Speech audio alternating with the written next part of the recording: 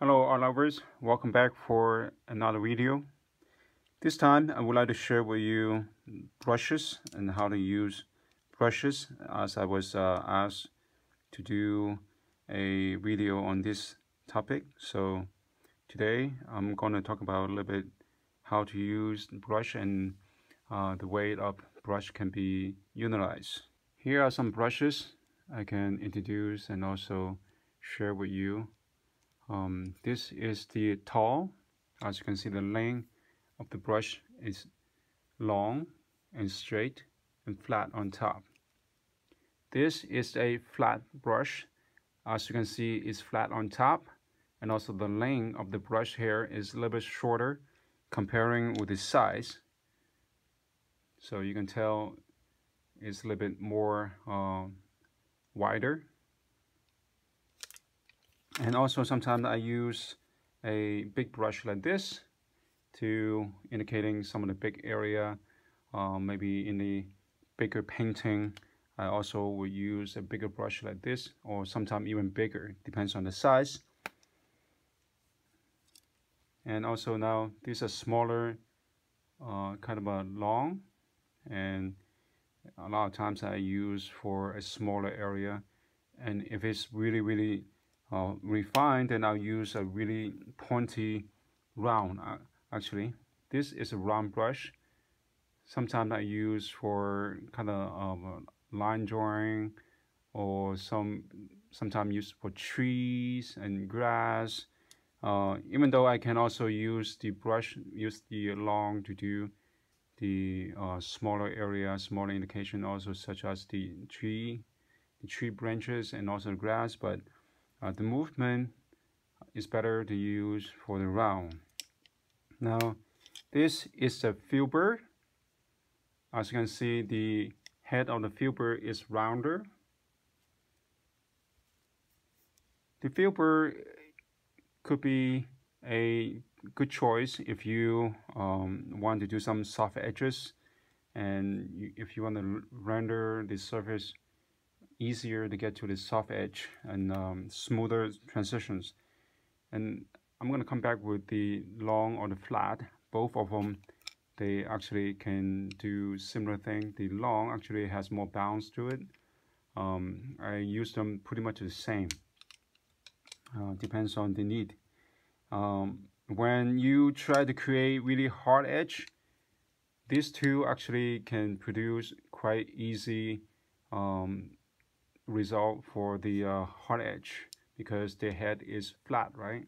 So I'm going to show you how to create hard edge and soft edge, things like that.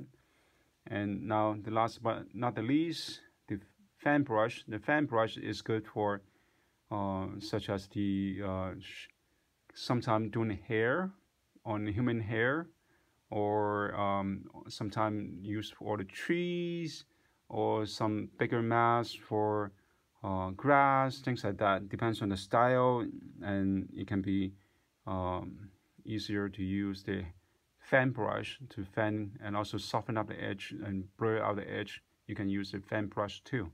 Before heading into talking about the brushes, how to work on top of the canvas, actually here's a bonus for you. Sometimes when people buying a canvas board like this, they probably will have a plastic wrap going around it, right? So sometimes it's really kind of annoying, also hard for you to peel it off, and sometimes you kind of have to use a knife to open it. So if you don't have a knife, what can you do?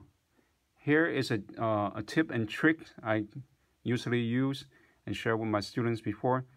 What you can do is find a corner, okay, and use a hand. Use your thumb really firmly press against on the board at the corner. Just push it in, and push it in like this. See? Now I have this open. I can just tear it open like that. So here is a trick for you. Okay, now I can easily just open it without frustration. Okay, even though I have left a little bit mark right here, which is fine, because later on it can be covered by the paint anyway. So okay, so this is a small trick and tips for you. So let's get started with the brush and see how the brush will work. At the beginning, I would like to talk about how much of the paint is supposed to be up here on top of the surface. Depends on what kind of medium that you normally use. Personally, I use refined linseed oil or cold pressed linseed oil. However, it's kind of thick, and I would like to thin it up and increase the dried up process. So I mix with the Gamsol, and the Gamsol, which has less odor and the smell is least heavy in the studio. So depends on the amount of mixture that you have, and I would like to introduce the way that how you should mix your pigment and with the medium, because sometimes when people use too much of the medium, and it will become a wash. Of course, at the beginning, you need to have some sort of a tone on the canvas. So sometimes this is kind of light, right? As you can see, the tone is really light. I'm using the burnt sienna, so I'm only going to do really limited palette, which is burnt sienna and white, and to show you, and the titanium white. And now I'm going to add more of the medium on top for you to see. This basically, if you don't want your painting to have extra texture, such as the running mark on top of your canvas, this is not a good idea for you to do for the final stage. At the beginning stage, this actually it can create some quite interesting effect later on when there are more medium dripping down. As you can see, I'm gonna give it a little more, let it come down. Right, you can see the medium is carrying the pigment come down to the end of the paint. When it goes towards more of the painting process, usually I don't recommend use too much of a medium, because the paint itself, it already contains some linseed oil or some other kind of a filler and a medium to make it dry. So you have to figure out how much of the paint that you want to carry on to your brush before you apply on top. Now I have add more paint instead of a medium onto my brush, the same brush I used before. Now, as you can see, right, it filled up the area quite nicely, become solid and opaque. That is good amount of paint, and sometimes you want to have heavy, kind of thick paint. It's up to you. You can straight out from the tube and just take it with your brush and apply on top. And sometimes your brush kind of dry, it will become like this. This is quite dry, as you can see, and you can still see through and look at the canvas texture. Okay, so this is what we call running. This is kind of applying on top, filling up the area but not running, and this is dry. So this would be the beginning stage, or this can be the beginning stage to allow you to have some texture. So that is good for the texture. But when you talk about refining your concept and finishing your artwork, in the process, especially doing alla prima, Okay, maybe I can focus on this one. Let's talk about Al Prima instead. So the Al Prima, you have to have enough paint on your brush, load up enough paint on your brush. As I said, sometime like that could be a good way to kind of develop more texture on top. As you can see, this drip right here is quietly moving downward. Earlier was about right here, now it's going down, still going. And as you can see how this kind of a medium can carry the paint come down onto the surface if you don't have enough pigment to mix with the paint. Next, I would like to talk about a little bit about edge actually. As I said earlier, that if I want to use I want to paint something more softer edge, I can use the filbert, which is the rounder ones. And I have to load up enough paint on top of my brush. It's kind of a dry. Usually what I do is first brush, first mark. I don't go for too far, just a little bit like this to see if the pigment is nice enough to apply on top or not. That is more like kind of a testing water before you jump into the pool. See, now I got a quite nice mixture. It's fluid but not running. Now I'm gonna go ahead and soften up the edge by lifting up my brush like that.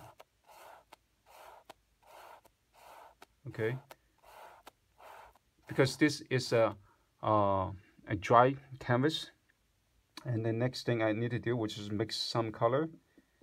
You can only make a soft edge when there's another layer of paint right next to it or under of it. So I'm gonna create another color right here for you to see.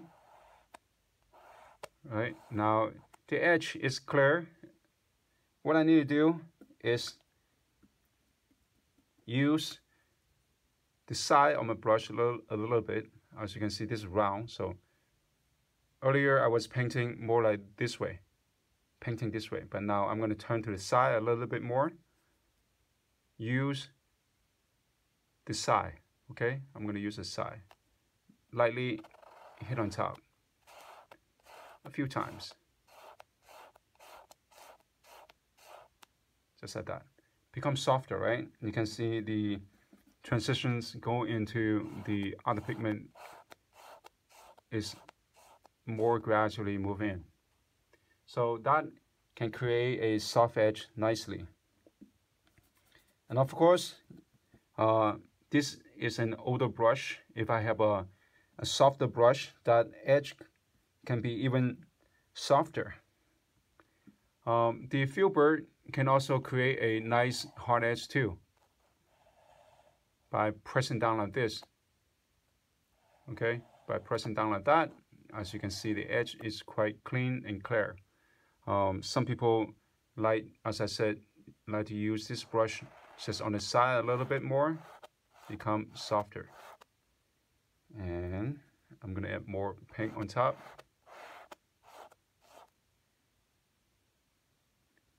Once again, paint more, give it more pigment on the other side. They have to have another pigment to kind of wet the surface before you can create your soft edge. Now, for the hard edge,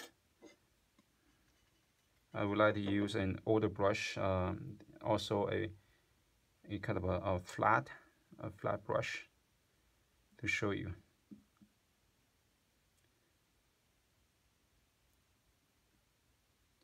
Now, a flat can really easily create a hard edge just like that. But yet at the same time, I can create with the softer edge. Some people saying, but this brush is more kind of an angular. How can I do the edge softer? Well, you can. By tilting your brush away a little bit more like this, you can create a softer edge. I press in. What I can show you right now is this is how much pressure I put down in an angle like this. And I leave one side kind of a hanging or pointing outward. Okay, I'm gonna change color. This is kind of a hard edge at the beginning, right? When I hit again, by lighting up my touch, can you see how soft the transition can become?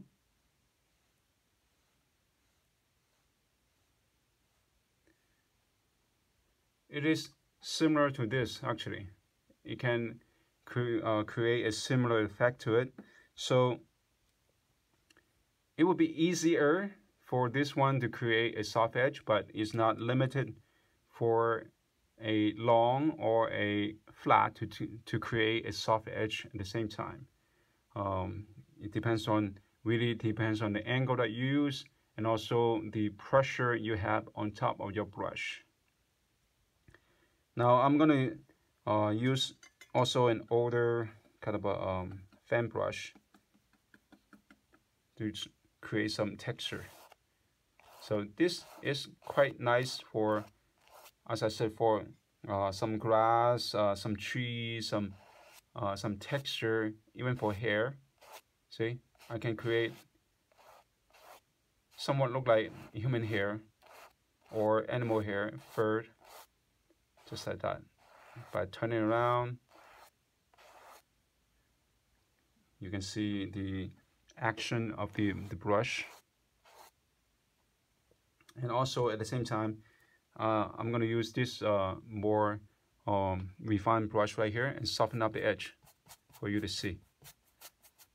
Some people like to fan it just like that to create certain kind of a effect, just like that.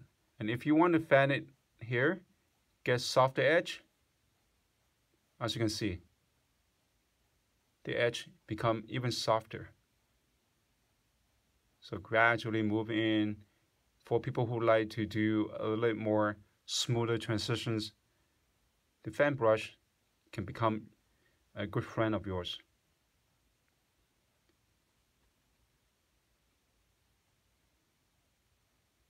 Just like that.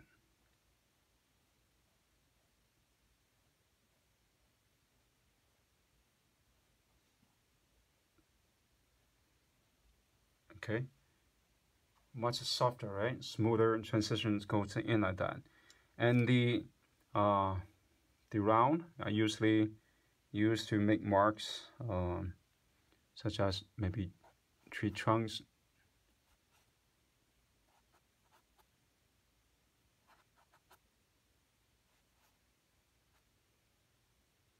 I'll push in a little, something like that. So it's quite effective. And the smaller one, I can even do more, smaller branches and things like that. And sometimes I can use for grass, for landscape, right? Even for hair, for indicating hair. This can also be a nice way to use the brush too. And of course, the way the angle of the brush can determine the appearance of the brush mark. We can do really refine, or we can do something more kind of a bigger shape. Depends on your pressure and also the angle, like that. The same as the actually the same as the flat. Now I'm gonna use the tip of my flat and create line drawings. I can also use that to create the shape of a tree, but as you can see, some extra texture will come out. So certain brushes and you can use for certain type of action.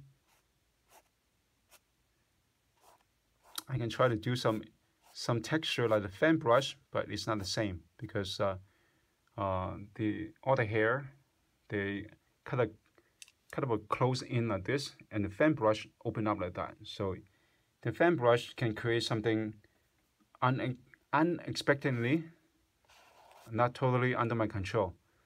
Sometimes this can create some kind of a happy accident. Not everything has to be in control. Sometimes you can let the brush to do some work for you. The fan brush, that's what sometimes they can offer to you. Okay, this is more harder material, and this is more softer material. And as you can see the result, I cannot really do a really refined shading right here, even though I can try. And by more paint on top, I can still do a quite nice transitions, but not as smooth as the one that has softer hair. And the hair can also determining the quality of your subjects, the appearance of your subjects. Smaller area, then I change into a small brush, something like that. Even this, I can do some quite nice indications, such as for the refinement of the, sometime on the face of the hair. If I'm doing more super realistic, hyper realistic, then I will go even smaller. But mostly I do not do much of a hyper realism, and the way that I paint is more towards outer prima. So most of the time I use either flat or a long or filbert. So those are the brushes I usually use, and in any situation that I really need to smooth out the surface, the fan brush can be a good choice.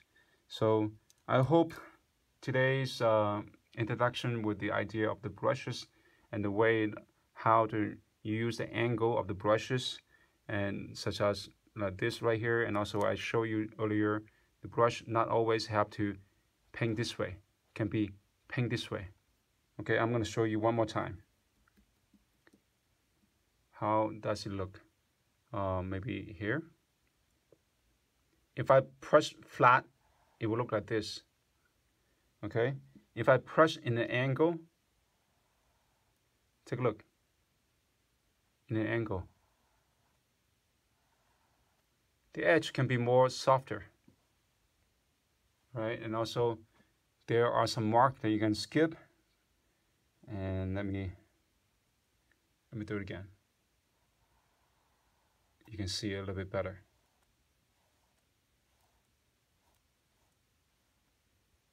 Smoother transitions. And sometimes I'm just using on the side, totally on the side. Earlier was like this, flat, and then I changed the angle. Now I'm turning all the way. Even a size of brush like that, I can still draw, the paint, not draw, paint area with a more kind of a smaller stroke. I'm going to do a little more right here, as you can see, like that. And of course, I can also do this way. So this is the way that I usually use my brush in creating the most important thing that for painting are the soft edge, clean edge, and also the hard edge. Those are the things that your brush need to create for you when you need something. And also the texture, of course, as I said it in the beginning. If you really want to have some texture, you can actually use a fan brush and create some sort of texture on top of the area, just like that. And the brush itself can create something for you. And as you can see right here, the paint was still running until I put a little bit paint cover it to take it out. Otherwise, it was still dripping down towards the end like that. Okay, so I hope this video can be helpful for you to do your painting with kind of an auto primer style, and learning what to do with the pigment, and also with the medium, with more medium, less medium, with enough medium and paint filled up on your brush, how they react with each other, and also how the edge can be controlled by the brush and the quality of the brush can offer to you. If you like this video, please click like, subscribe, and share with your friends. And if you have more topics that you would like me to share with you, you can also leave me some comment and below, and you're welcome to suggest me something that you want to know. That's it for now. See you next time. Bye.